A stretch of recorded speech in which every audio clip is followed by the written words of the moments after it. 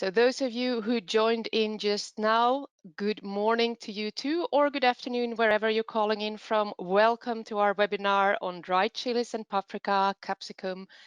We will start now. My name is Tove Antonissen. It is my pleasure to be your host today. We have a full program for you guys. So I'm really happy that you could all join in, and I will talk you through what we will be doing in the coming hour and a half. First of all, as you will have noticed, you cannot see other participants. We cannot see you. We cannot hear you. The way to communicate with us is through the questions tab. So should you have any problems, technical ones, whatever, please pop your question in the questions tab, and we have a whole team behind us here, and they will assist you and get it sorted for you. Likewise, the questions tab can be used to ask content questions to our excellent speakers today.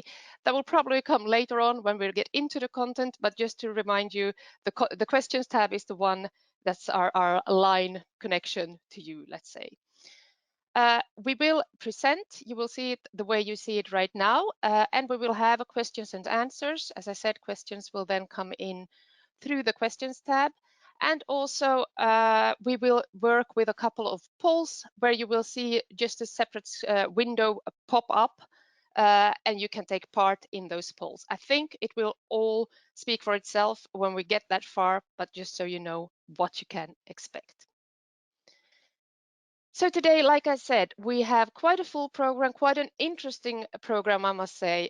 We will start off with the introductions, both to the CBI and the speakers we have today. And we also will not let you present yourselves, but we do want to find out a little bit who we have in the audience. So that will come in a little short bit.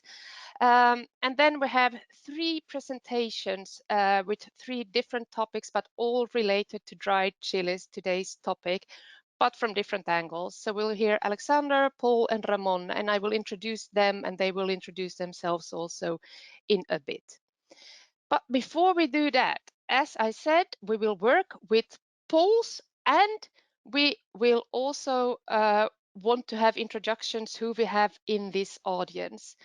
So our first question to all of you attending today will be if you are already exporting dried chilies, paprika, capsicum to Europe. And for this now, I will launch a poll. So this is just a question you see. I will launch the poll and you will be able to fill it in. So we will give a couple of minutes for that. And I will launch it right now. And you should be able to see, yes, you are already exporting, or no, not yet, or no, but you look to do so. For other spices, or perhaps you're not a producer or exporter, equally welcome here anyway. And I see you're all filling in the answers. So I will give it a little bit of time so that everyone will have time to fill it in.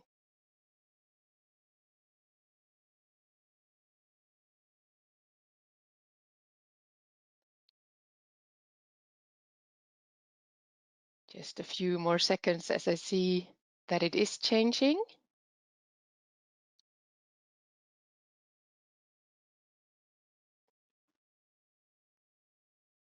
And most of you have already voted, but some are still voting, so a couple of seconds.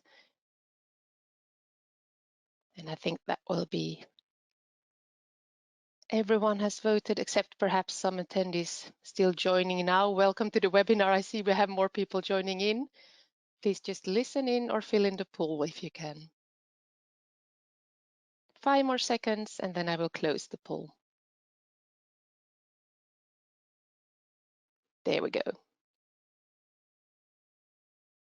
And let me share the results with you.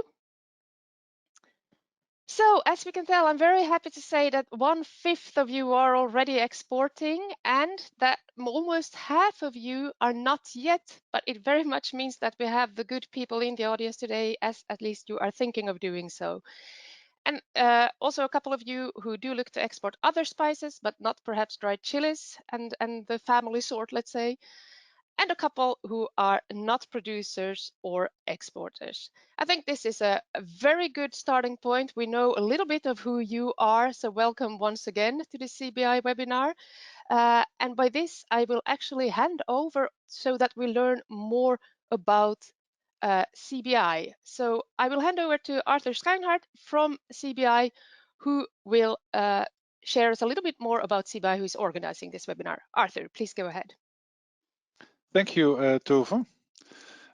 So good morning, everyone, or maybe already good afternoon to everyone, depending on where you're located around the globe. First of all, I'd like to send out a very special welcome to the many CBI companies participating in this webinar. I checked this morning and I saw that we have lots of people from Indonesia joining as well, where we have currently a natural ingredients project. I'd also like to mention the experts that collaborate with CBI in our market studies in Africa and Asia. And lastly, I would like to give a very warm welcome to the many private and public sector partners that I know that are joining us today as well. For the people that don't know me yet, my name is Arthur Scheinhardt, and as a program manager, I'm responsible for CBI's market research in the spices and herbs sector. And for listeners completely new to CBI, I would like to shortly introduce who we are and what we do. So CBI is an acronym that stands for Center for the Promotion of Imports from Developing Countries. And we are a Dutch government organization which is funded by the Netherlands Ministry of Foreign Affairs. And we consider it our mission to connect small and medium-sized enterprises like yourself to the European markets, and that way to create a sustainable and inclusive economic growth. And the way we do this is by strengthening particularly the sustainability of SMEs in developing countries. We encourage exports of value-added products to Europe and to the local region where you're based. We do this by helping to find practical solutions to bottlenecks in the export value chain. And one such bottleneck is good market information. And that brings me to the goal of today's session. Over the last 3 months in particular, we've been organizing quite a number of sessions on Europe's export potential. And if you've been participating to other webinars of us, you've seen that we've had webinars on such products as black pepper, dried mango, coffee, cocoa, and dates, for example. And today, once again, we focus on the spices sector. And we do that together with a panel of experts that will be introduced to you shortly. And together with them and with you, we will explore the export potential of dried chili and capsicum. So why do we do this? The main reason is transfer of knowledge. So at CBI, we do lots of research and we have many experts working for us in the field that coach companies on a daily basis. And with these webinars, we ask them to share their best tips and practical insights with you. We hope that today's webinar will give you lots of new ideas, inspiration, and it will help you to take practical steps to improve and prepare your business for your next export success. I wish you all a very good session. That's it for me. Back to you, Tove. Thank you very much, Arthur. And back to me also means back to our presenters today, our speakers, our experts, if you like. So Arthur, if you could stop sharing, then I will invite our speakers today to unmute and also open their webcams, and then I will introduce them to everyone. So Arthur, if you stop sharing, please. And Alexander, Paul, and Ramon, if you join me, please. I will just go through, okay, I will do it like this, yes. I will just start in the order that you will present today. So Alexander, I will start by introducing you. You have been working on the dried chilies market study for the CBI in the recent months, and I believe it's almost finalized and will be online soon. So please present yourself as a market researcher and a consultant. Yeah, thank you very much, Tom. You already told who I am. I'm a market researcher and a consultant for the food industry, and I mainly work in the sectors of fruit and vegetables, mostly processed fruit and vegetables, but also spices and herbs. And within CBI, I made quite a lot, I think up to 40 different type of studies per year. Also, one of them includes dried chilies study, which you can find and read for free on the CBI website, which is uniqueness of CBI, because most of market research agencies do not allow you to read it for free. And it is produced 2 years ago, but it is updated just 1 month ago, and very soon it will be published again on the CBI website in the updated version. So this is very shortly about myself. Sounds excellent. And you work indeed on a lot of studies, and right now you've been focusing on dried chilies and paprika, and that's what you will be sharing with us today. Yeah. So great. So let's go to our second speaker in today's webinar. Paul Wiesema has worked as a senior strategic buyer, has started up your own consultancy, Spice and Advice, where you work with spice supply chains. That's the summary I have, but you can share more about your extensive knowledge and experience. Tove, thank you very much for the introduction. Yes, I have been active about 14 years as a spice buyer in Europe for Intertaste and Euroma.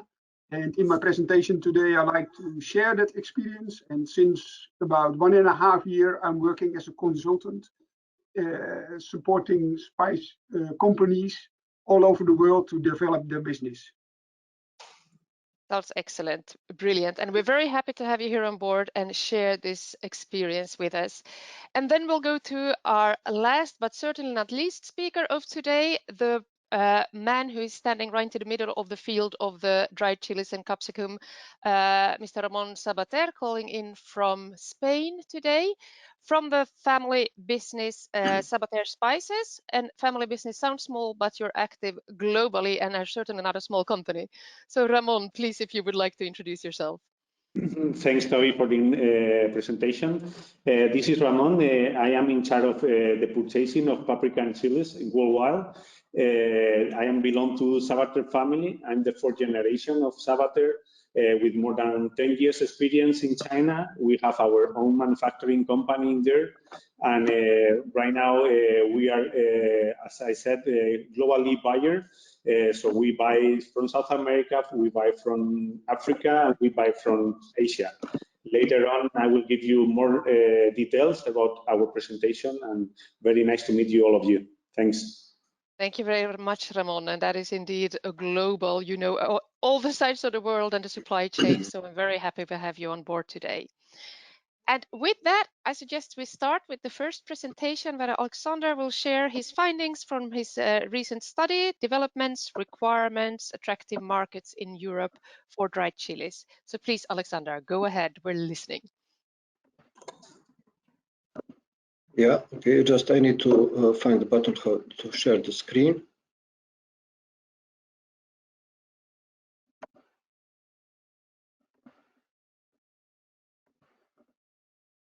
Yes, we can see your screen.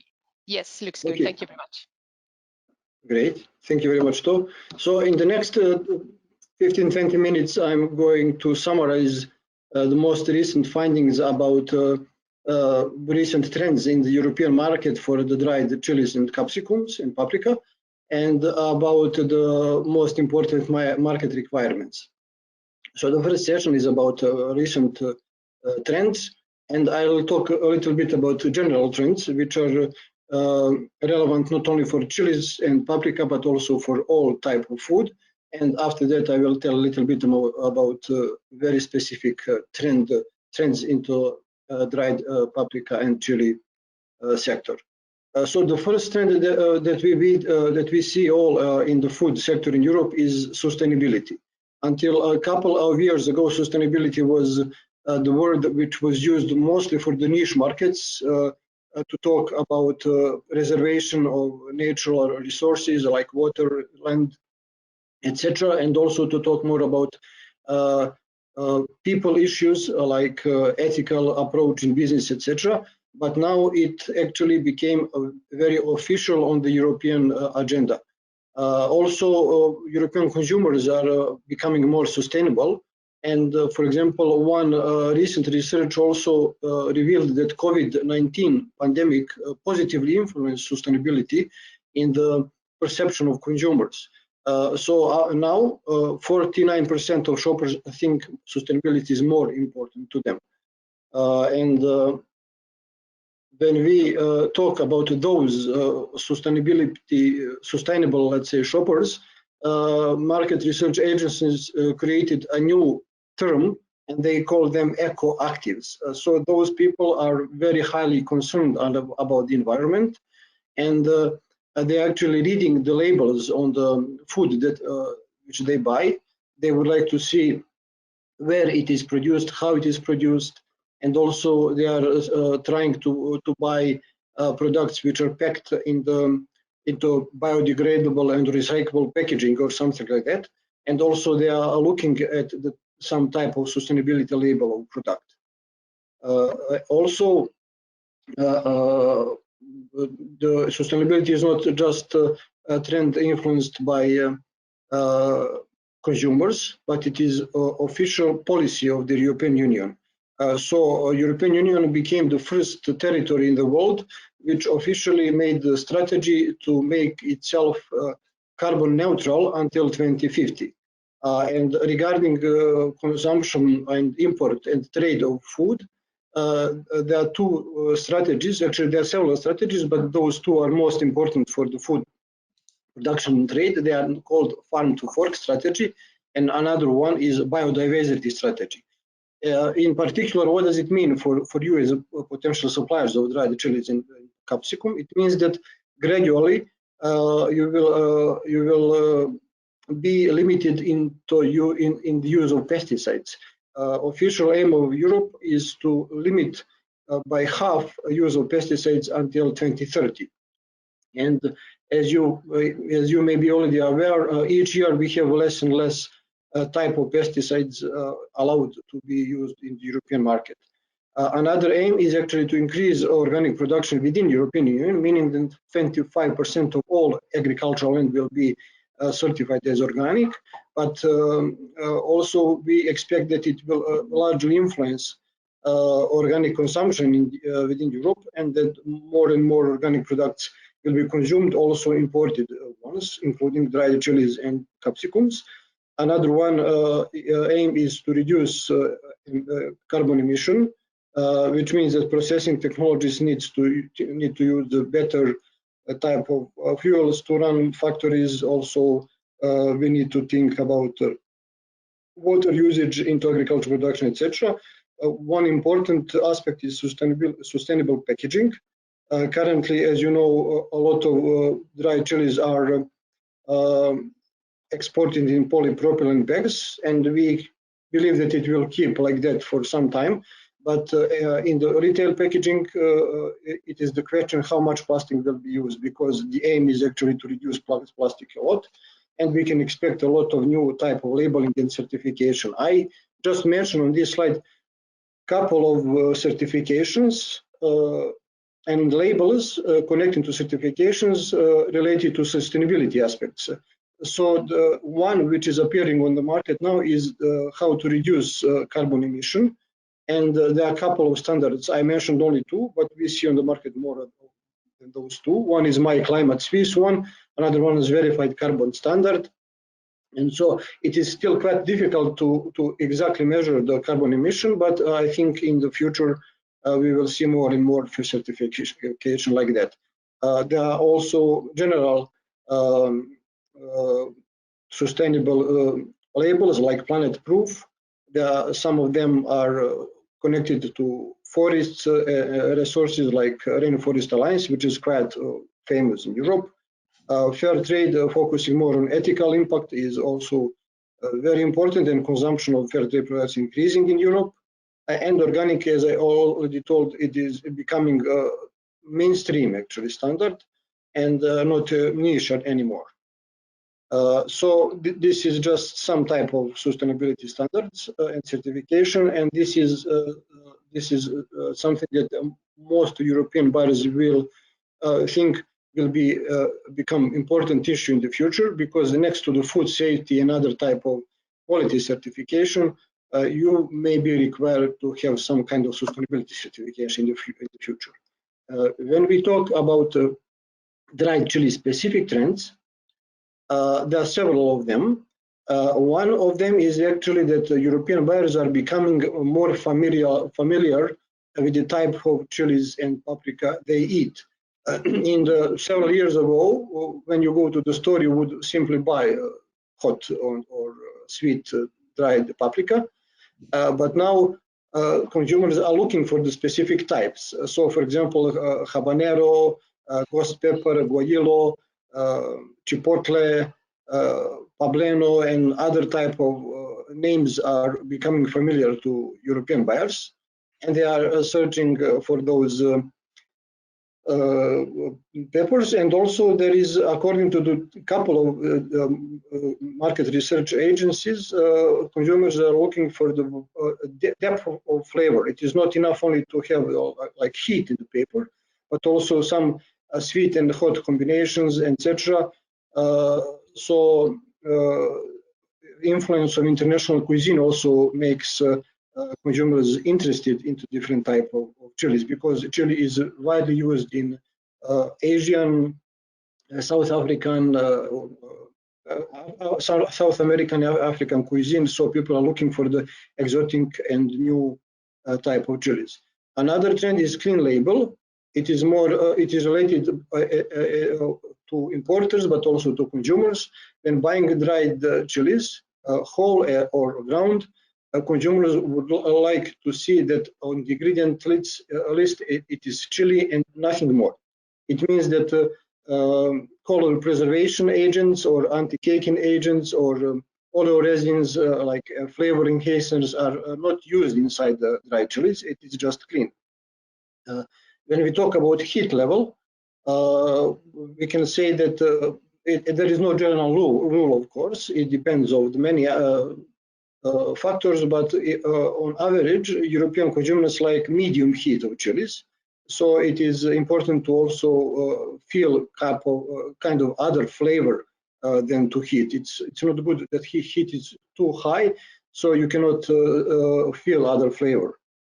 At the industry side, we see vertical integration, meaning that increasing number of European companies are opening the factories into main dried capsicum producing countries.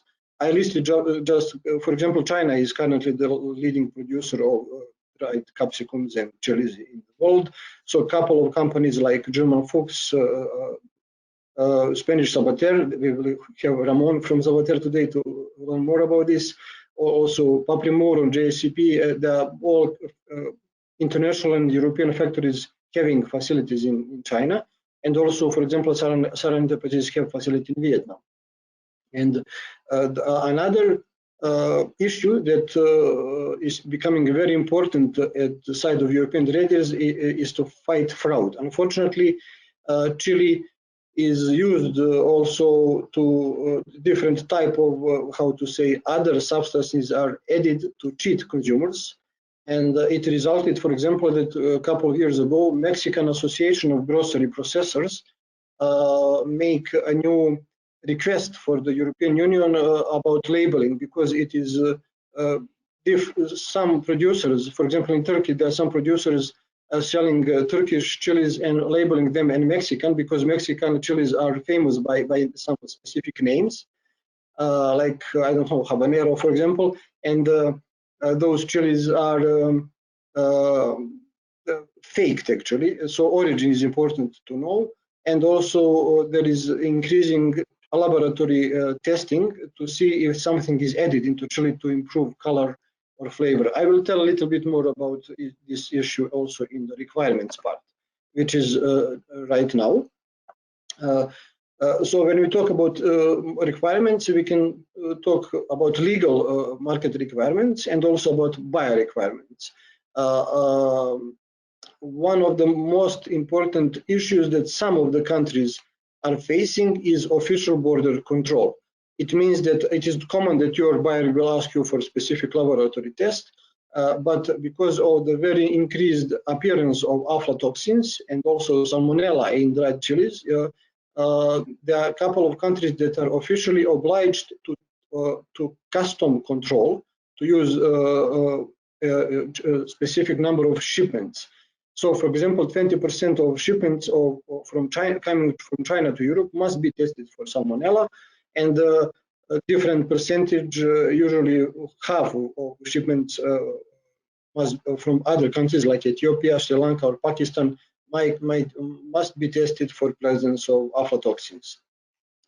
One of important contaminants is inside chilies are dried are foreign metals, especially part of insect bodies.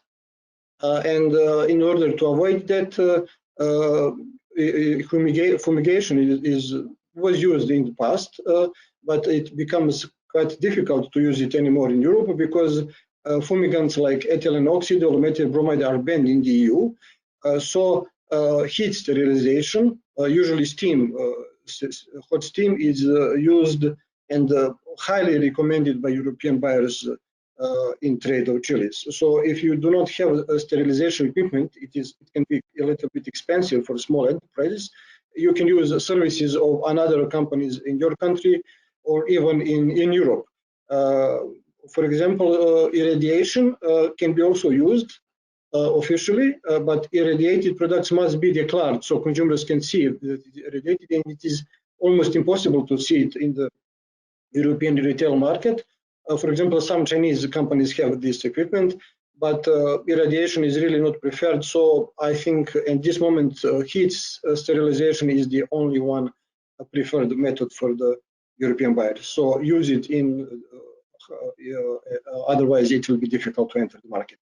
Aflatoxin can be avoided by proper drying and storing practices. Also, each company needs to have kind of hazard plan into implementation in order to avoid microbiological contaminants, where the salmonella is the most dangerous in the trade of dried chilies. So you need to take care about everything, like irrigation water at farmer level. Also, producers need to take care about cleanliness, etc. Another official request is about pesticide residues. I already told about the constant decrease of the levels, so you need really to monitor what's going on in Europe and to timely inform your farmers what not to use in production. About food fraud, I already told it is actually that it is becoming very important, but it is actually connected mostly to the ground pepper, because it is easier to cheat, how to say, when you mix the chili powder with other external materials like flour dust, dried pulp, or wild yuba plant, etc. And also false naming is not allowed when you trade chilies. And also when we talk about the labeling of the retail products, there is a specific food information for consumers, European legislation, which mention also that allergens needs to be listed. Dried chili is not the allergen, but it can be cross-contaminated if it is traded and if it comes into contact with other allergens like nuts, etc. About bio requirements, I think that Paul and Ramon will tell more, but I listed here most important. I would just say that cleanliness and purity is very important. Still, in Europe, there is European Spice Association, which has the minimum quality minima document, also defining the type of purity of all spices. But there is more specific also American Spice Trade specification, which is used by almost all buyers in Europe also. For example, it defines the percentage of number of insect bodies into the sample of 25 grams, etc. Buyers will ask you to send the laboratory test results. Moisture content is very important. Color is important, and for color, it is usually ASTA color charts what is used. I illustrated here. It is used for the ground pepper mostly. And also another important factor is pungency. Heat of the capsicum comes from capsaicin, and if it is lower than 30 micrograms, paprika is not chili but sweet actually, and it is measured in Scoville heat units. So you need also to do these tests when making your offer. And for dried, most of the chilies are traded within Europe as a whole, because in this way it is easier to test and control the quality and cleanliness and other factors. And after that it is processed in Europe, but still we can see import of some crushed and ground papers, and when you do it, you need also to declare your mesh sites, how fine is your grounding. And what we see that food safety certification is almost a must for all important European buyers. So it can be like BRC, more specific for the UK market, IFS, more specific for German or French market, also FSSC used in different markets like the Netherlands, France, many, Spain, etc. Also, organic certification is increasing your competence on the European market, and sustainable certification together with ethnic certification can also open you some niche markets. So this would be all from my side in this part of about trends and requirements. Tove?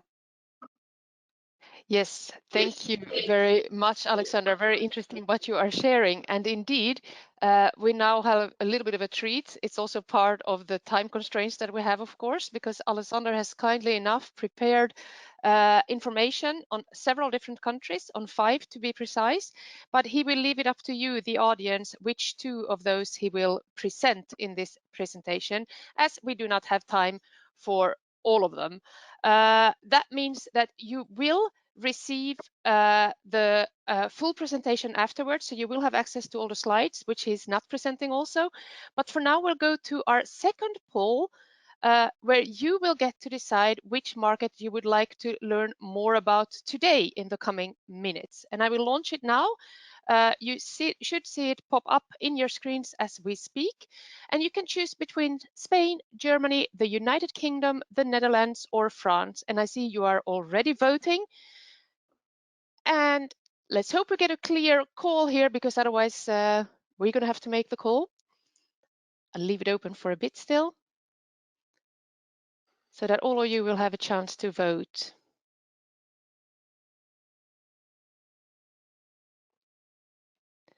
And just to remind you, everything that we share today, including the countries which will not be presented now, as we only will present 2, you will receive the full presentation after this webinar. So everything will be shared.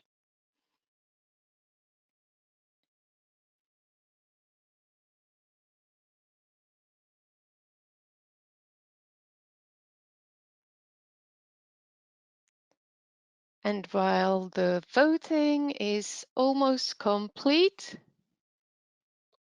I will close it and I will share the result with you, where we have a clear call for 2 of the countries, namely the Netherlands coming up on top, and Germany, while the United Kingdom is an interesting one. We will not be presenting it, and also not Spain, but I'm sure Ramon can tell us more about that one anyway later on. And France also lost out on this one. So Alexander, over to you again. I think you know what to do. So looking forward to listening to these 2 countries. Okay, so just to remind myself, the first one was the Netherlands. The Netherlands and Germany we have, or whichever order you would like to present, of course. Okay, I think I can start with Germany first, because it is a larger market. Yeah. Okay, yes. This is here we start with Germany. Yes. And as you can see from the slide, the import of dried chilies in Germany is constantly increasing. I cannot see your slide now. Oh, sorry. I need to share the screen again. Yes. Sorry about that. Yes, now we can see it. Thank you very much. Okay, good. As you can see, Germany is a very large market with which import and it reached a record of more than 26,000 tons of import during the last year. Germany is also important re-exporter of chilies, so quite a lot of imported quantities are re-exported to another parts of the world.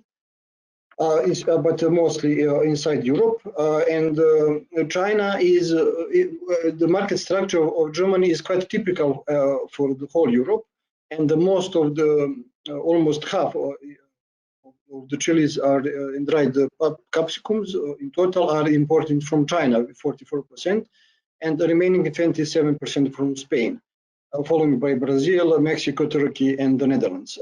What we can say about import from Spain is that some of those chilies are not produced in Spain, but they are also re-exported or from the German side re-imported from usually China as a main destination, because some of the big Spanish processors are also import chilies, because Spain is not sufficient to produce all the chilies to satisfy all demand of the European market. What is interesting to know about the Germany, that big quantities are sold into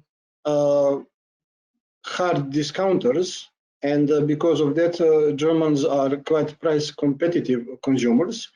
So in order to keep your competitiveness targeting the German market, you really need to target country with acceptable prices and to compare your offer with offer from China, let's say. But of course, you don't need always to be super cheap, because we can find a variety of flavors in Germany too.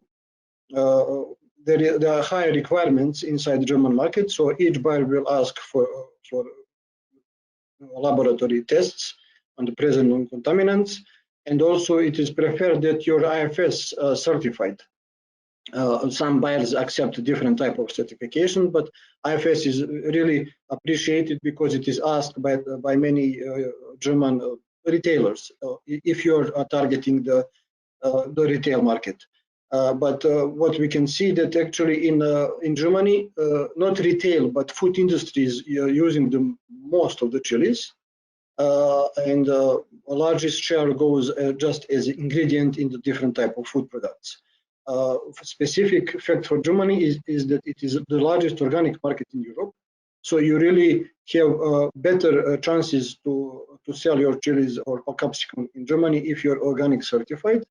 And it is organic was niche segment in Germany, maybe, I don't know, 5 to 10 years ago, but now it is really mainstream. In each normal supermarket, you will find big shelves with organic products. And also in Germany, we have already several independent retail chains selling only organic products.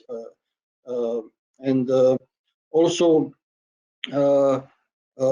it is important that up to 50% of all imported dried capsicums inside Germany are actually sweet peppers. So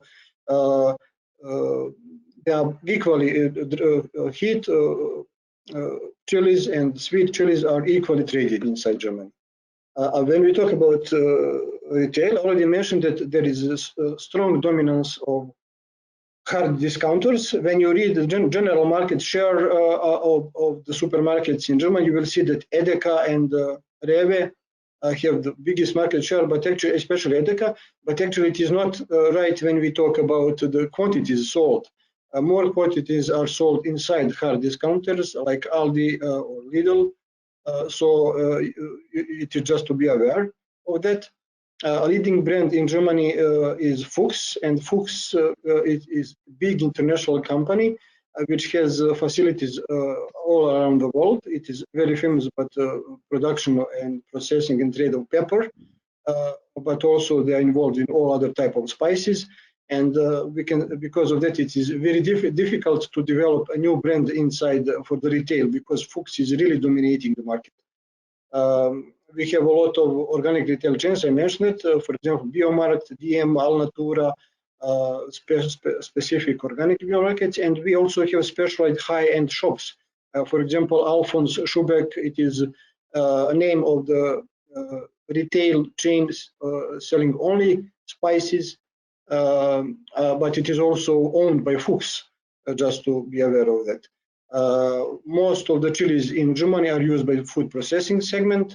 And for example, we have spice mixing companies like AVO, and also meat industry use a lot of chilies. For example, Germany is the largest consumer and producer of sausages in Europe. So a lot of chilies goes to heat type of sausages.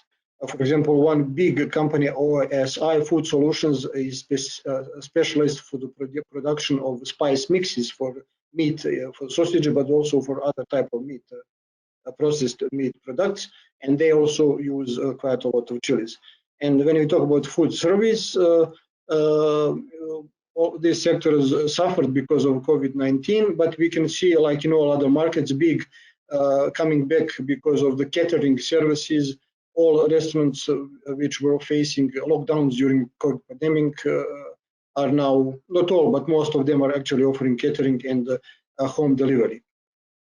This is what I wanted to say about Germany, and now I will jump to the Netherlands. The Netherlands the Netherlands import of the capsicums in Netherlands is also increasing at a stable rate, and it reached 15,000 tons in 2020.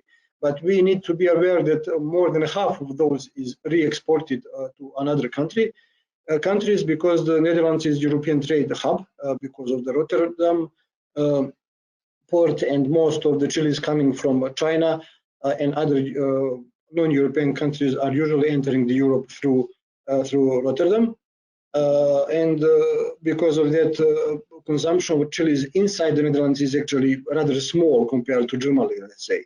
And what we can see for the Netherlands is that it has a very different market structure compared to the European average.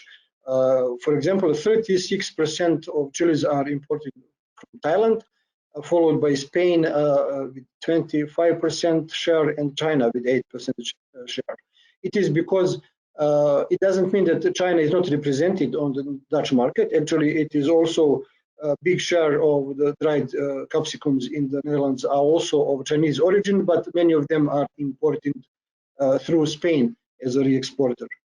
But also the Netherlands is the leading importer of chilies from Thailand. So Thailand is really gaining market share in the Netherlands. When we talk about market entry, we can say that a lot of the market is completely dominated international trade by importers, brokers, and trading companies, and there is a lot of bulk trade and re-export. And but what can see in the Netherlands that we see a variety of new sourcing destinations in order to broaden the offer to the European buyers. Dutch importers are looking for the new destination origins. And for example, in the Netherlands, we can find import also from, for example, from Korea, from Indonesia, from Kenya, from Egypt, from Uganda, and from many other emerging destinations or origins. Sustainability is very important for Dutch producers. There is a sustainable spice initiative established in the Netherlands. So buyers are really focusing on the sustainability issues. And we talk about retail market, we can say that it is really dominated by which I will sell on the next slide, by the private labels. For example, in the Netherlands, there are two strong independent brands, I would say, Verstegen and Jovanovic. They are the leading, but I think that more in the terms of quantity is sold as a private label. The most dominant is Albert Heijn, the leading supermarket in the Netherlands, owned by Ahold Group. But also there is a Jumbo and there is Aldi and several other supermarkets. Also, similar to Germany, we have specialized spice shops like Jacob Ho. I just mentioned one, but actually we have in each big Dutch city, we can see small shops selling only spices. Industry is using big quantities. I'm talking almost about usage on the local market. For example, it is used in sauces, in mixes, ready meals, and interesting characteristic of the Dutch market is that quite some quantities are used in the cheese processing. So we can see as in the, I will just return back just for the second. In this slide, you can see original Dutch Gouda cheese, which use chilies inside. And the ethnic segment is very strong in the Netherlands. So chilies are traded also in the Asian type of supermarkets, in Turkish type of supermarkets, in North African type of supermarkets. So it is one way to enter those ethnic segment with a little bit less demand. Of course, you need to satisfy market requirements, but when you are entering those ethnic segments like Asian, sometimes you can pass without food safety certification, but most of importers will ask for a specific food safety certification. I listed a couple of specialized importers like Cats International, Unidex, Verstegen, Health Ingredients, Roma, etc. And also, what is interesting for the Netherlands, we have several sterilization companies because it is big trade hub. Also, some of the companies developed this service in order to make imported capsicums safe and to sterilize it before entering Europe. So if you do not have sterilization equipment, you can use this service in the Netherlands. And also I mentioned one spice mixing company because this mixing of spices also developed in the Netherlands. So it was a very short brief of those two markets, and Tove, you can continue. Thank you very much, Alexander. Yes, indeed, but we still have a lot of questions coming in also, and at the same time, of course, we want to continue with the program because there's lots more information also coming in. So thank you very much, all of you, asking your questions. We will take more of them later on in this webinar. For now, I will ask two of them to you, Alexander, because we talked about the different European markets and countries, and we have specific questions on two of the supplying countries. One is red chilies from India, and if you know the best market in Europe for those, and one is from Ethiopia, and a bit of a similar question. What would be the largest market for Ethiopian chilies in Europe? Don't know if you have the answers ready, but if you can just give us an indication, seeing we talked about the different organizations. And do stop sharing your screen, actually. Okay. Okay. So I know about India. I'm sure. I'm sure, but about Ethiopia, I'm not quite actually 100% sure. I will check it now. But for India, the United Kingdom is of course the most promising market, especially because of the huge immigrants population from Pakistan and India in the UK.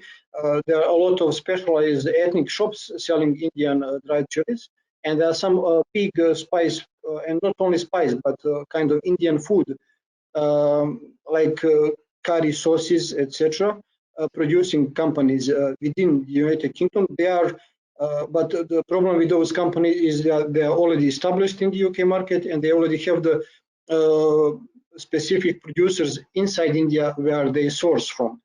So for the new suppliers, it will be quite tricky to target those importers. But if you want to target ethnic segment in UK, it will be more easy for them. So this is what I know about the Indian market, but for Ethiopia, I can come back in a minute just to check. It is actually very small quantities are imported from Ethiopia. Yeah. I know that the Netherlands imported some of the quantities, but yeah, I can check it and come back to you in 1 minute. Brilliant. That's what we have with the market researcher on board. He will just look at the facts for us. And of course, I will invite any of our panelists, other panelists, if Ramon and Paul, if you would like to add something, that's also okay. And Alexander, just one more question, because we talked about requirement. We have one on SHU, so the abbreviation you probably know. It's quite expensive. Do you know if you want to do that on a regular basis? So do you know if there's a low cost and easy way to do it, which would still be a good indication? And again, Ramon and Paul, I also invite you to just share your, to unmute and share your webcam if you want to add to any of these topics. Yeah, I think for if you are asking about Scoville units, I think it's better for Ramon and Paul to answer that. There is a standardized tests, and at the European quality minima document, you can see what is the way and what the what are the approved methods to test it. If I think it was when you say the HSU, it is I think heat Scoville units. So it is possible to find the tests. Roman and Paul can say. I don't know how much it costs indeed, but there are official tests how to do it, so you can check it. Yes, and they are quite expensive. So Ramon, if you have a good indication in practice, or if you would like to ask or complete any of the other questions being asked, please do so. Okay, I mean, in general, for the Scoville, I agree with you that the test cost is quite expensive, especially for people from the third countries. So, I mean, in general, those chilies are divided in different varieties. So those varieties already have some range of Scoville. It's true that depends on the plantation of the chilies, and also how is the weather of that year. The Scoville can change, but in general, you can have a general idea of the Scoville level depending on the variety of the chilies. So, right. But the only accurate way to know the Scoville is using the proper method. So okay. This is my question. Yes. I don't know if Paul, he knows some other way for testing, but Paul, if you have something. No, the only thing I want to add, it is important, and that's also in my presentation, that the Scoville heat unit is measured in a way that both parties agree with it, because sometimes you can have quite differences between different labs in the results. That I know from my experience. Good one. Thank you very much for sharing your answers and your experience. And I suggest for now we move on to Paul's presentation with his experience, and then all of us, of course, the whole panel will be back again to answer your questions after Paul's presentation, before we then move on to Ramon's presentation. But thank you very much, Alexander, for all these insights. And Paul, I hope you are ready to share your experience with all of us. Yes, Tove, thank you very much. And indeed, I like to share my experience. I have been 14 years active as a spice buyer at Intertaste and Euroma. And maybe, as you know, Euroma is one of the largest player in spices in Europe. And please, next slide. Tove, can you do the, yeah. In my opinion, as a European buyer, there are 4 major critical success factors for your success when you are exporting to Europe: quality, price, supply, and differentiation, which I all want to explain a little bit more in the next few minutes. Please, next slide. Quality. Alexander explained already quite a bit about the quality of the products, what is important. And besides the legal aspects, the buyer aspects are very important. So a European buyer will look at your quality system first. How do you control and make sure that the quality of the capsicums are according to their product specification or to their requirements they need for their applications? And please always ask for the product specification of the buyer in Europe, because in there is explained what they exactly need. It has to be a powder, a granulate, or even an oil, and what are the chemical values, what's the moisture content, what are the microbiological values which are acceptable for a certain application, is it heat treated or not, and all kinds of these things are specified in the quality data sheet. So always ask for that, is my recommendation. Next slide, please.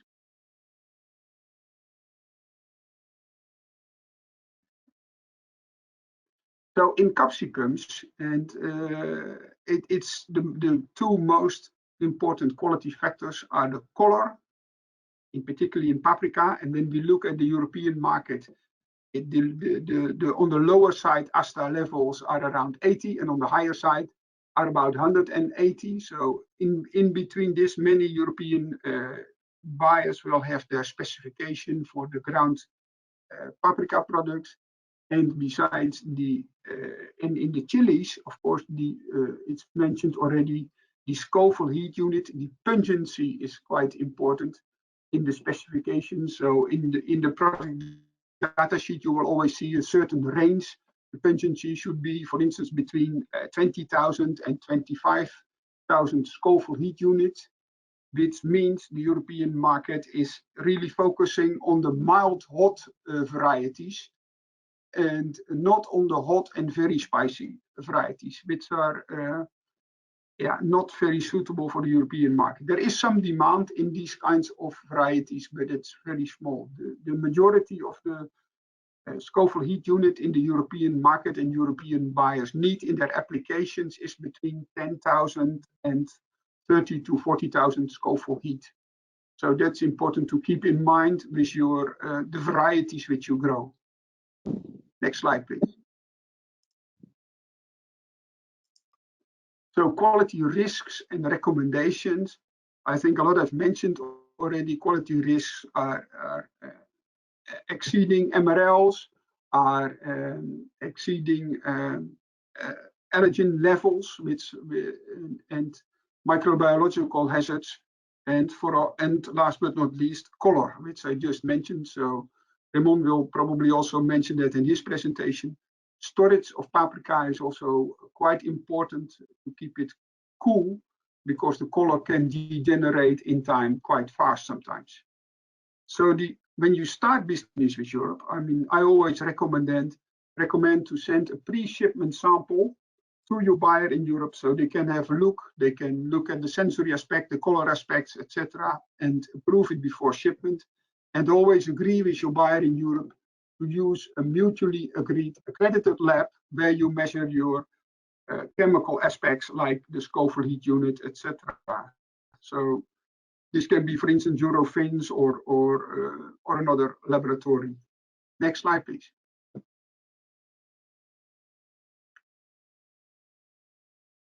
So besides quality, price is of course a major factor. And I always recommend buyers or suppliers to Europe to have some transparency in the price about the raw material costs, about processing costs, and about transport costs. These major cost drivers are important to have some transparency. But for instance, in the last year, when the transport prices increase huge, then it's easier to explain what impact that has on the CNF price in Europe. And furthermore, make a good contract and make sure that it's clear about the Incoterms, which risks are covered by the supplier and which risks are covered by the buyer should be all clear in a contract. Next slide, please. So the other factor which is quite important is that the price should be market compliant. And please note, in the capsicum market, besides powder, there is a huge market for oil. So paprika oil, and I think Ramon can confirm that the majority of the product grown in China is used for oil and not for powder. So when the demand in oil is increasing, it has major impact on the raw material prices for paprika powder as well. So sharing market information with European buyers is key for your long-term cooperation, because timing in buying spices is very important. So you should recommend and you should advise your buyer in Europe what's the best moment to buy and how to participate. Next slide, please. And third most important factor, in my opinion, is supply, reliability and flexibility. Every buyer in Europe wants a reliable supplier who is very flexible. But we all know that climate change and issues with lack of containers and harbor strikes sometimes and corona restrictions, factories are sometimes closed and things like that, make it very difficult to supply in time and to be flexible in shipments. So therefore, my recommendation would be to, from the perspective of a buyer in Europe, to have dual sourcing, not only source your paprikas or source your chilies from one source, but use more origins than only China and India, but look also at other sources to source your products. So you spread your risk as a buyer and use a partner who keeps some safety stock in Europe. This can be the exporter from origin itself, or this can also be a partner like Sabater who keeps stock of the product, so you don't run out of stock and you have your just-in-time supply in your factory in Europe. Next slide, please. And last but not least, try to differentiate yourself. What makes your capsicum special? What makes your product special compared to other competitors? In the last 10 years, the focus has been on sustainability, which is a very good way to differentiate yourself. And when your product is absolutely 100% sustainable, and you can prove that, that gives you an extra edge compared to your competition. Also look at organic, because in particularly when you are starting now, I think it's very good to look at the organic market instead of looking at the conventional market, because it gives you a premium and it's a faster growing market than the conventional market. And of course, there are many other ways to differentiate yourselves. For instance, in chilies, there is a big trend on looking at single variety chilies, not blended. So people can also use that in their labeling to differentiate their consumer product in the supermarkets into Europe. So please talk to your customers and ask them what are the trends and how you can differentiate yourself on the European market, which also is good for your relation with your customer in Europe. Next slide, please. So thank you very much for participating. And when you have any question, please let me know. I'm always happy, or we as a panel are happy to answer your questions. Yes, thank you very much, Paul. And I think your presentation has probably also answered some of the many questions we see coming in. So what we will do now, of course, I invite again the other panelists to also unmute and join us here for just a couple of questions before we move on to Ramon's presentation, which I'm sure will also answer some of the questions we see coming. But then we do move on with the program, but I see there are so many questions coming in. So for those of you who have the opportunity to stay on a little bit longer, and we had announced for this webinar to be, there will be a chance also to listen into the answer to some of the questions a little bit after 11:30 European time. But for now, many of the questions, and I will cluster them now a little bit for in particular Paul and Ramon from your practical experience. Many of the questions we see coming in come from exactly the audience we have. How can we start exporting, and what are the European market potentials for our products? And specifically, we have them in general from several different countries, and we also have specifically from Ghana, from the Philippines. Scotch bonnet is mentioned. So if you could provide sort of a general advice on what to focus on when you try to enter the European market. And Paul, maybe you would like to go first, seeing it builds on exactly what you were sharing right now. Mm-hmm. Okay, so thanks for giving the opportunity. I mean, to start export to Europe specifically, it is important to localize the more reliable customers. First of all. Second, guarantee that you will meet the requirements. So it is important that in the origin you do a previous good job to understand what is the requirement of the market where you will go. And third, it is to supply the products according to the all the specific documentation that the customs will require, not only in the destination, if not also in the origin. So sometimes from the origin is we can face some problems in documentation. So I recommend to all those suppliers to do a good job in previously before starting to develop the business. First of all is knowing how is the plantation area, I mean, the weather, because it depends on the weather conditions, the products which you can allocate in there is different. I mean, for example, chili doesn't require too much water. However, paprika, it is a product which require a big quantity of water in the whole cultivation period. And second is the 3 points I said to you. So it's requirements, documentations, and look for reliable customer. Thank you very much. And this indeed builds very much on also, Paul, what you mentioned. But if you would like to add something also, then please go ahead. Just very briefly, Scotch bonnet you were mentioning, in my opinion, that's a rather hot variety. So there might be some demand in Europe for Scotch bonnet, but it's a small demand and it's a nice niche to develop maybe. But it's not the, how do you call it, the major volume in the market. No, we cannot handle the heat. The Scoville heat unit is rather high. Yes, yes. Okay. Thank you very much. And just because I know that Ramon will share a lot of information in his presentation, which will answer many of your questions, I suggest we now go over to Ramon's presentation and listen to that one. And after that, Can I just answer the previous question about sourcing from Ethiopia? Oh yes, of course. Thank you for coming back on that one, Alexander. It's very actually. It's during the last year, very small quantities are important. When you talk about whole chilies and the capsicums, only several kilos, and it is according to the European statistics, 17 kilos went to Denmark and 16 to Ireland, and only 4 to. I think it is more like a kind of sample or something. And when we talk about ground or chilies, the total quantity imported for Ethiopia was 12 tons. The leading importer was Germany, followed by the Netherlands and the United Kingdom. Thank you very much. Excellent to have our researcher here who can look up this information immediately. And I hope you paid attention, the person who had asked this question. Thank you very much, Alexander. Thank you, Paul, for your presentation. And let's now listen to Ramon, and then all of us will be back to answer more questions later on. Yes, looking good, Ramon. Please go ahead. Okay, excellent.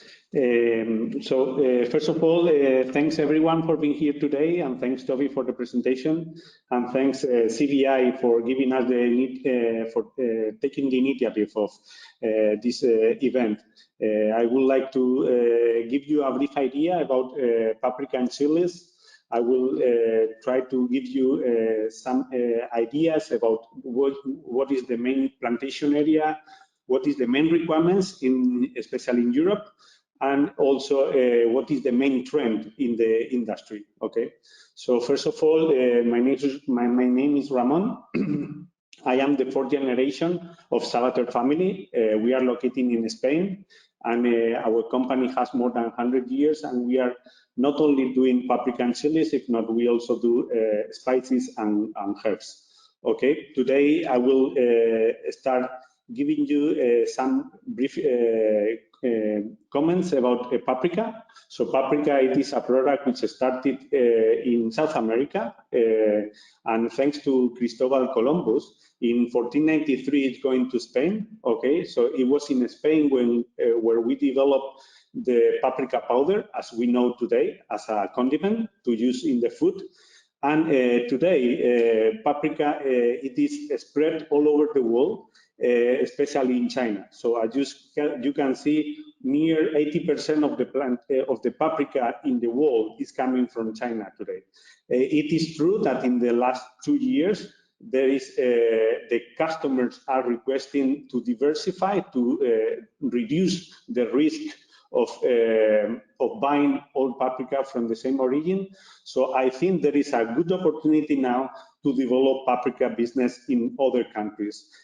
Second country more important now is Peru, but we are seeing a big growth of paprika in Africa, in the Southeast Africa, Zambia, Malawi, South Africa. So all those countries are proper for developing paprika. And we can also see in Ghana or in Senegal, where we can also see a good opportunity for the near future. For the paprika harvest, depends on the area in the world, the harvest is different. So in China, we only have one crop, which is from October to December.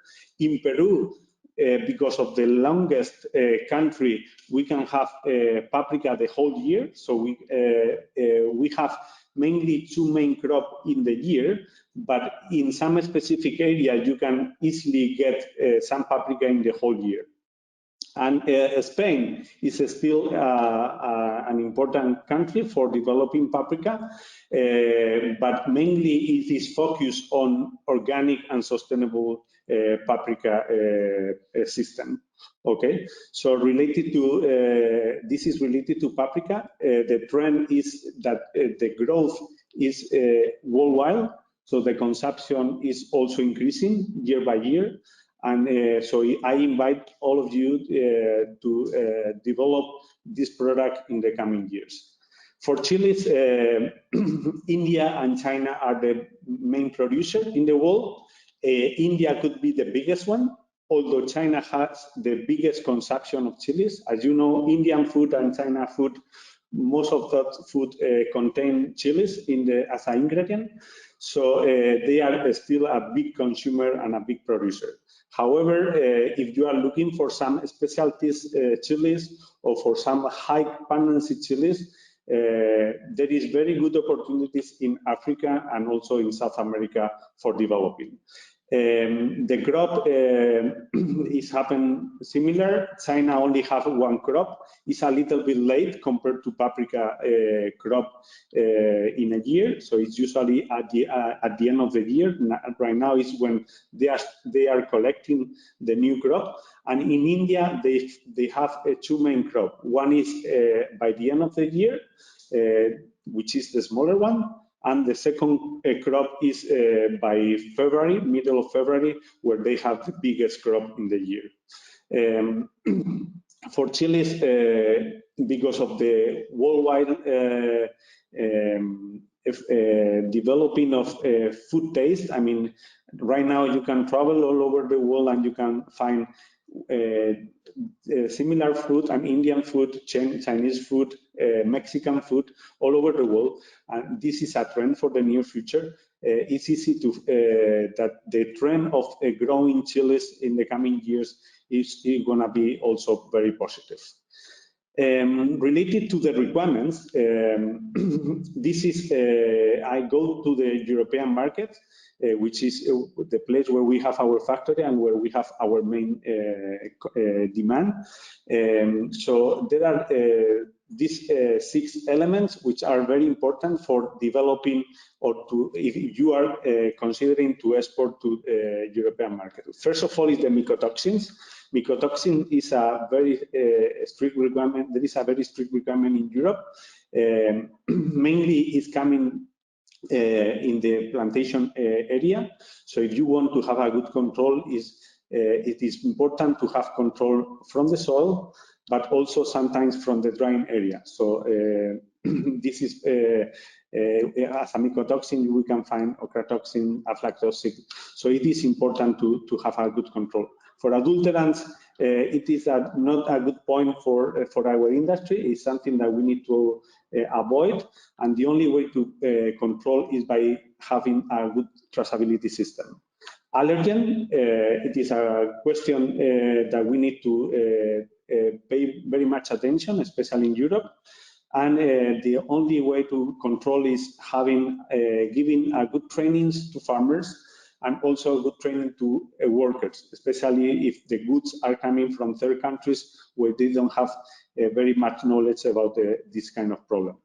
Pesticides is just a question of having very close relationships with farmers and with suppliers to let them understand what is the regulation in the destination, and let them be updated about the international requirements, especially in Europe.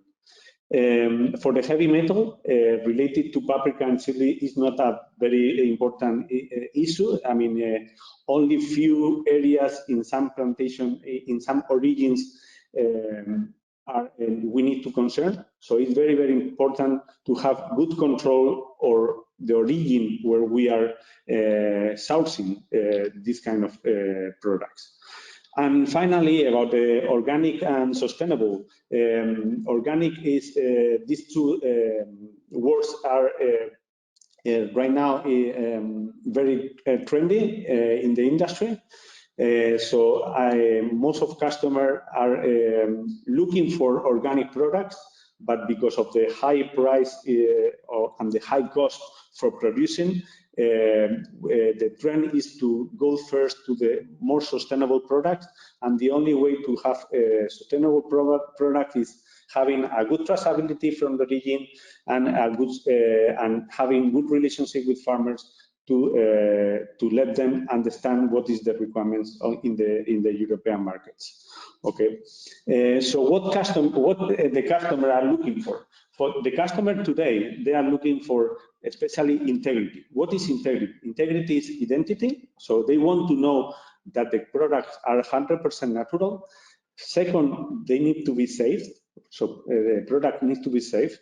Third is qualified. It means they have good aroma, good taste, etc. So that is why it is important to that the supplier understand what is the product they are supplying, and finally is legal.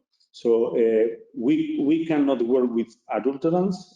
We need to work according to the requirements, to the legal requirements in the country.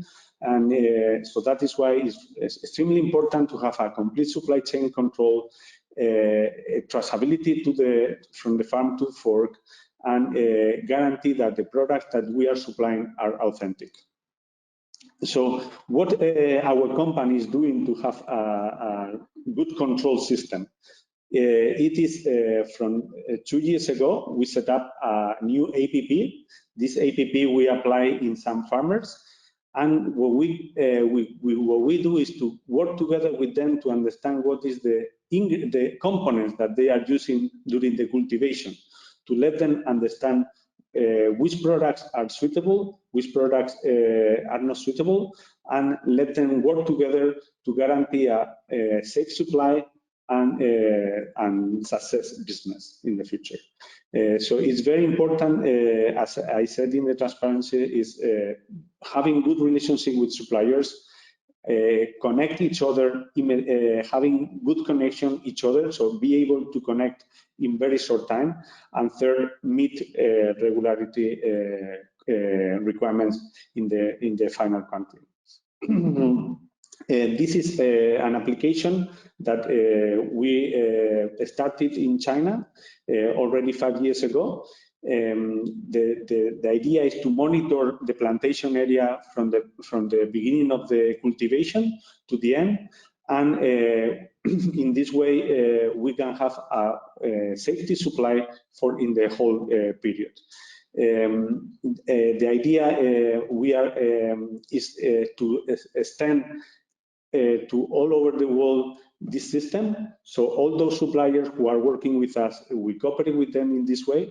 But if we see new opportunities in Africa, especially, where we consider there is a good component to develop with farmers and with suppliers this kind of application to be a success business between both parties.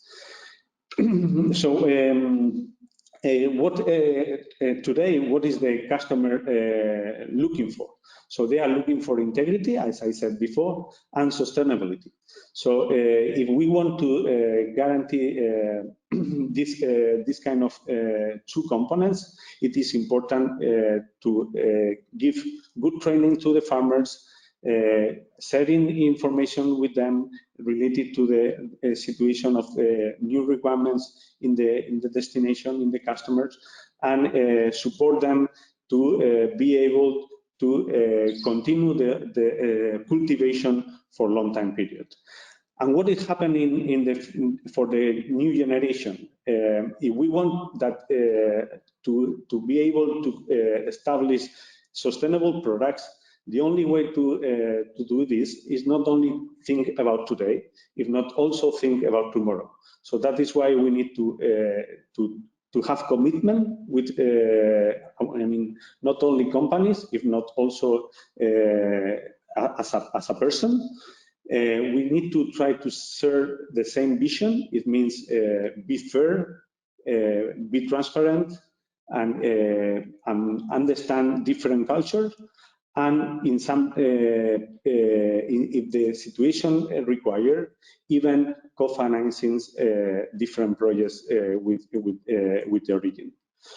So as a summary, I want to let you understand that buyers right now are looking for new plantation areas.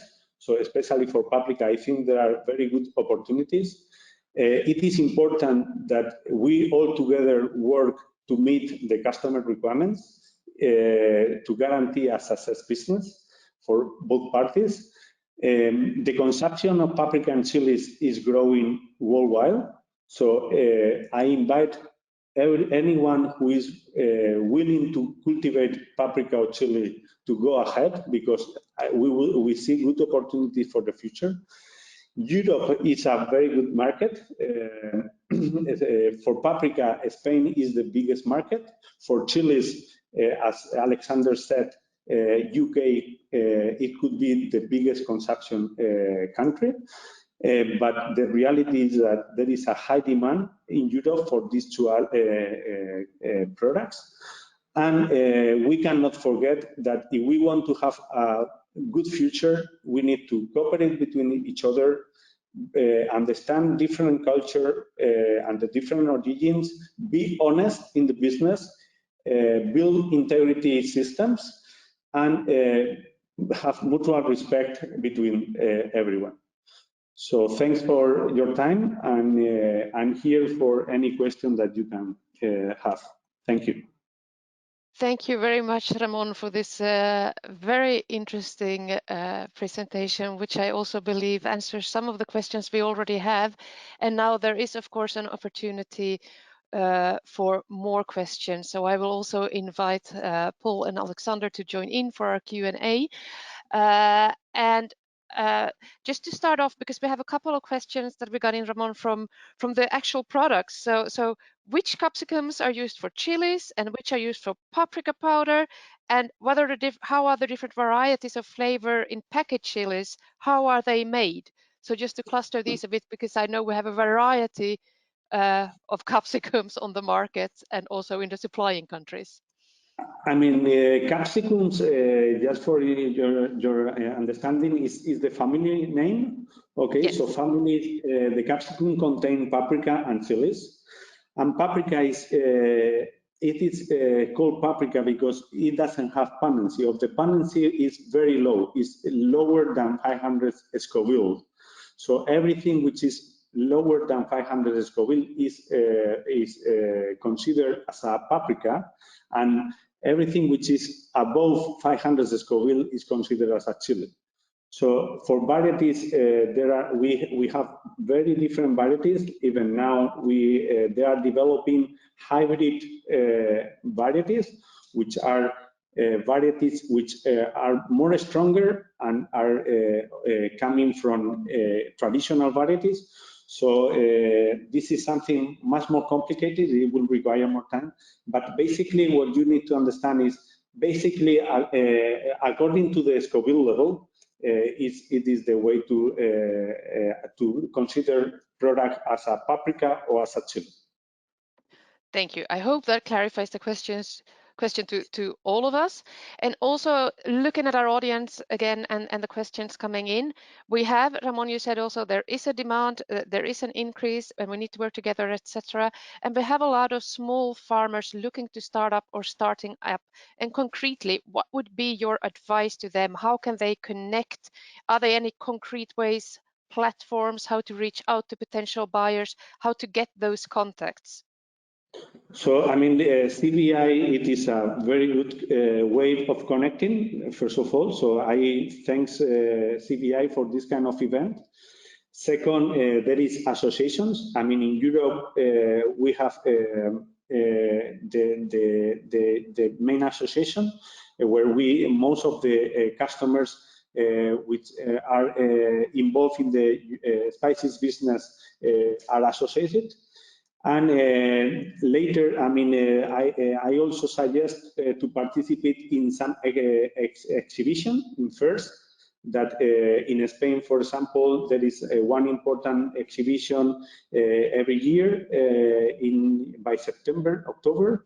But also in Europe, recently, I mean, we also have some other important exhibition where most of the buyers go participate every year. So I invite them to go ahead and to link in all these kinds of associations to look for buyers. So make sure you can be found, basically, make sure you're out there.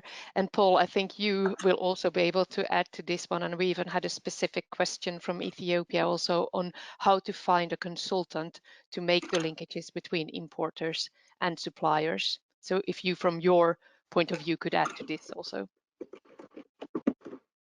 Yeah, I would say I am a consultant, so please contact me after the meeting and I can help you with your questions, finding customers in Europe and advice, please.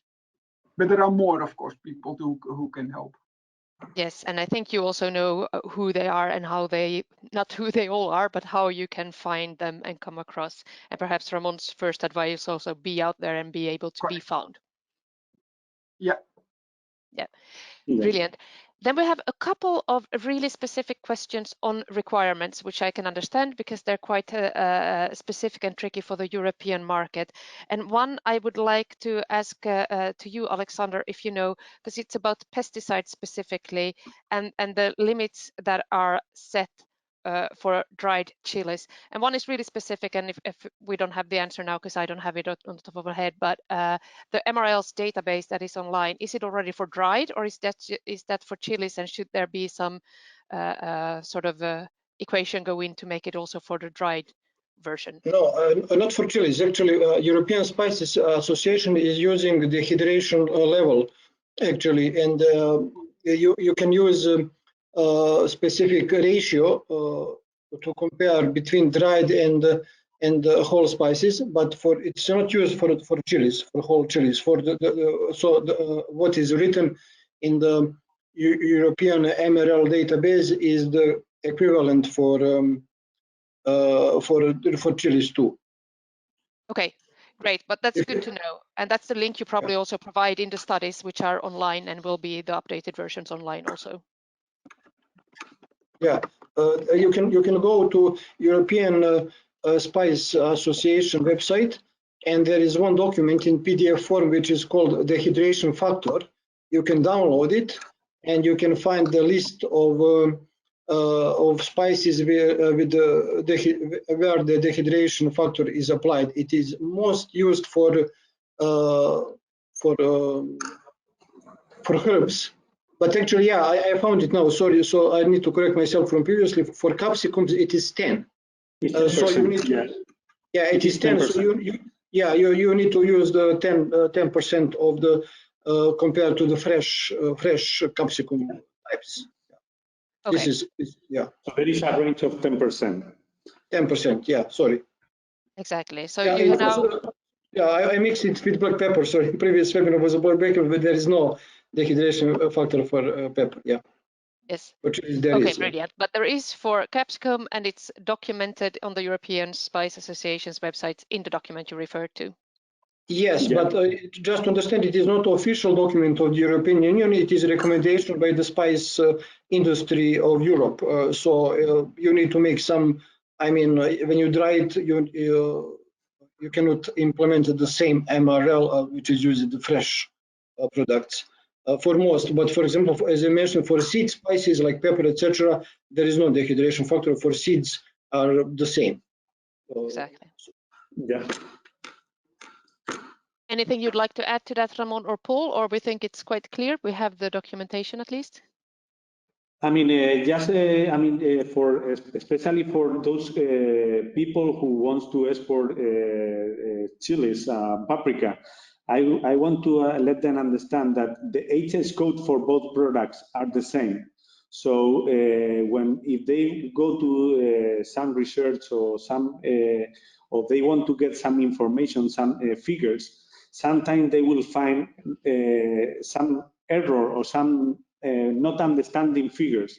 So, and the main reason is because of the HS code. So when we export, it doesn't matter the country, the HS code that people use is the same. So it gives a good understanding of the real quantity of the real export or import according to this product, these two products. Okay, so I want to let them understand just to avoid any misunderstanding. Yes. Yeah, and I can just add, actually, there is a small difference when we talk about whole and dry whole chilies. There is a difference between sweet and in statistical classification. There is difference between sweet and peppers and chilies. But when we talk about ground and crushed, there is no difference. So everything is together in statistical classification. Yeah. But as most of the chilies in Europe is imported as whole, it is possible to make quite nice estimation for whole. Great. Thank you, Alexander and Ramon, for clarifying this one. And as I see that it is 11:30, I'm just going to thank those of you tuning in who have to sign out right now. We will continue for a few minutes because we have so many questions. So those of you who can remain with us, please do so. And if not, listen the last few minutes, you can listen back in the version that we will share with you and will be published online. But Paul, I also, first of all, you are getting an interest here to find out about consultants. So I suggest you really link after this webinar for those who were interested so that you can expect. But I have we have a concrete question also on HPLC analysis, and if in-house analysis is accepted or if you need third party. Paul, could you shed a light on this question? Yes, that of course a lot of suppliers do in-house testing, but it's always very good to discuss with your European buyer or with the quality department of your European buyer what kind of method and what kind of laboratory they accept. So it depends on the data. Sometimes the quality departments of large European buyers will accept the figures of internal laboratories, and that can be, for instance, for moisture content, that can be excellent. But for another, like toxins of aflatoxin, ochratoxins, and things like that, measurements like that, very often the quality departments of large buyers require this by an independent laboratory with a well-defined method detected, so they have an approval from an external party. So discuss with your buyer what should be done by an external laboratory, which is of course costing a lot more money, and which can be done in-house. That's my advice. Yeah, sounds clear. And then I also want to touch upon a topic which I see in the questions coming in and which we haven't really covered yet in our Q&A at least, and that's about transport and container costs, and especially now also with the current situation. So we have a question of what the situation is right now, especially from Asia. And Ramon, I know you do a lot of business with China, of course. So do you have an idea about the sea freight and the costs at the moment, and how long we can expect it to remain the way it is, let's say? Yeah, unfortunately, now we are not facing the best time for the sea freight, or especially from Asia. I mean, the prices are still high. I mean, it's true that it's not as high as a few months ago, and the trend we expect is going to be decreasing. Especially, we hope that after Chinese New Year, which is start by the end of January, so it will take around 2 weeks. We hope that from March the situation become a little bit better. But we don't see that prices will go to the level of 2 years ago till the end of the year or beginning of next year. I mean 2023. Yeah. So the coming year we will still be feeling the lockdown. Let's say results of that in the freight costs.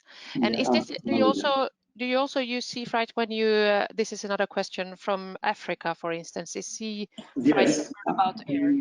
Africa situation is a little bit better, so the sea freight from Africa, the prices right now are more competitive than Asia, and the period of time, especially from Africa to Europe, is shorter. So in this situation, it is a good opportunity for African farmers or African suppliers to compete with Asia market at this moment, because of the cost and also because of the time. Yeah. Exactly.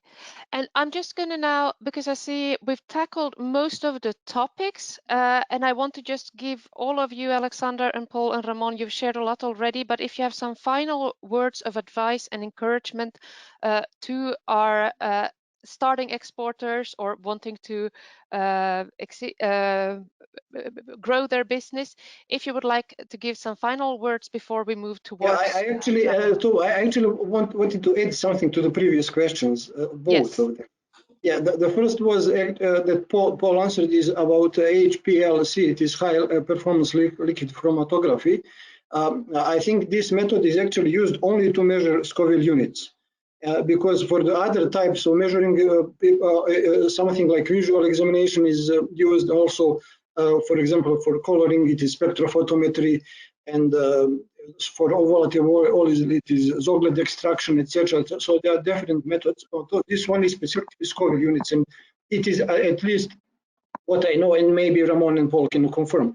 And so there are Scoville methods. I already answered into the question, but before, as Paul advised, you need to agree with your buyer if they approve those Scoville methods. They're quite expensive, but it's simple to use. And currently there are two methods used. It is one is ISO 351377 method, it is called, and another one is ASTA 21.3. But they all use those. It is only for Scoville units. And for another one, for freight, there is some forecast that it will last for maybe 2, even 3 years more. But I cannot claim it is just forecast from the shipping companies and some transport experts. Yeah. Sorry. Thank you very much, Alexander, for sharing. Paul, do you have any final comments to add, or something you would like to share with our audience? Yeah, Tove, I like also and that's more in connection with Raymond, who also mentioned already. I think I like to encourage chilies and paprika growers all over the world, because it's important for Europe that we get more sources from paprika and don't depend only on China and India. And not because I don't like Chinese people or I don't like Indian people, but because their domestic market is growing quite fast. And it's important for Europe to have more sources. So that adds to the story of Raymond, that African countries have indeed a good possibility to supply in future more paprika and chilies to Europe, which I would encourage. Yes, thank you very much. Good final words here from you, Paul, in this round. And Ramon, please go ahead and share from your point of view what you would like to still share with our audience today. I mean, I would like to thank everyone for being here today, and I agree with Paul, and that I mean, right now I think that there is a very good opportunity for African markets to develop spices industry, especially paprika and chilies. And also, I mean, just for your information, customers are considering very much to develop sustainable products. So the only way to have sustainable products is basically having good relationship with customers and building good trainings and I mean, adapt the requirements to the plantation area. So I invite them that any question that they would have about paprika or chilies, we are welcome to contact them and to invite them to give them some advice about how to grow, how to related to documents or related to export business to be able to reach at any time. Okay. Thank you very much. Sounds brilliant. And I know some of the audience, they have left their email addresses also, which we will obviously also share with you, Ramon and Paul and Alexander. And with that, I would like to thank you and hand over to Arthur from the CBI again to share a couple of words on what we've said today and what CBI offers. So Arthur, over to you. Yes, thank you, Tove. So yeah, we've almost reached the end of this webinar. Before I give back the word to Tove one more time for the closing of this session, I'd like to take a minute to highlight our online platform. To go there, you can type into your browser or in Google cbi.eu/market information, and there you will see that we have about 25 market studies in the spice and herb sector. These are studies about the sector, tips to do business, and we have a number of promising export products, among those, of course, chilies and capsicum. Let me show you 1 second what that looks like on the internet. So I'm going now to Google. I typed in Google CBI market information. That takes me to the website. Oh, yes. Yes. We can see it now, sorry. Yep, okay, a little bit of delay.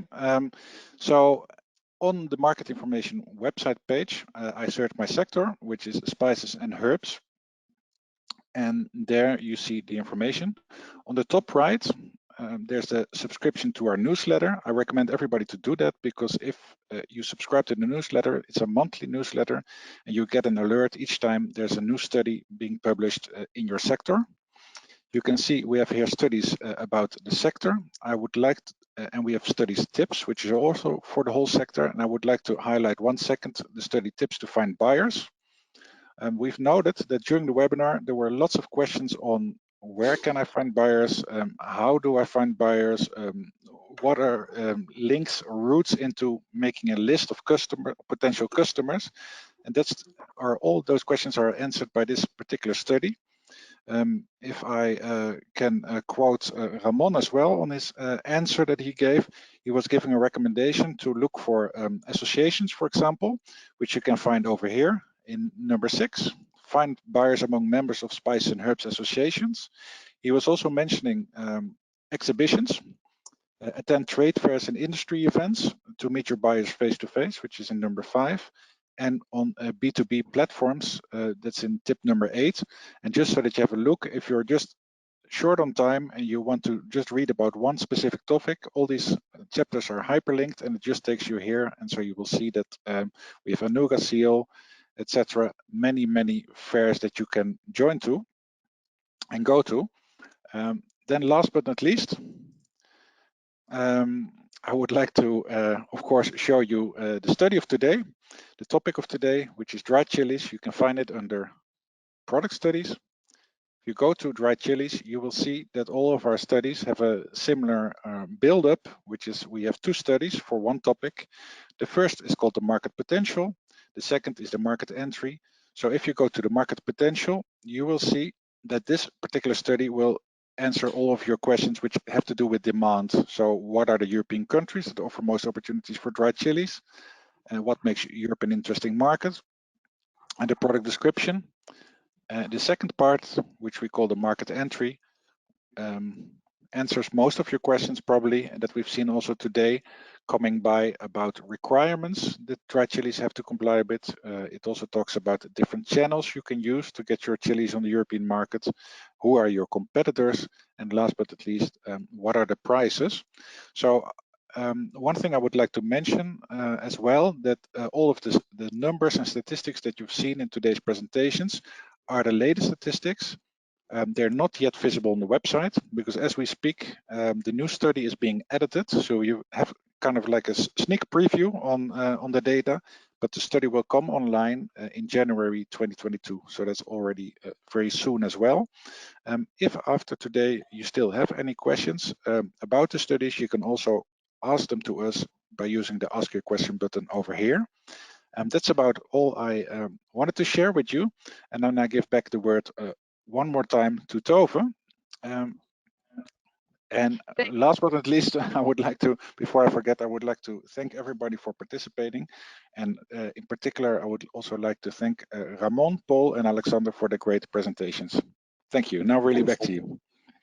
Thank you very much, Arthur. And indeed, that's about it for today because we are wrapping up. So thank you all for joining. Do have a look at the CBI website with all the information that Arthur had just shared. So also from my side, thank you, Ramon, Paul, and Alexander for sharing your expertise today. There will be a quick survey after this webinar just to help us improve the service we give, so do take some time to fill that out when you leave this one.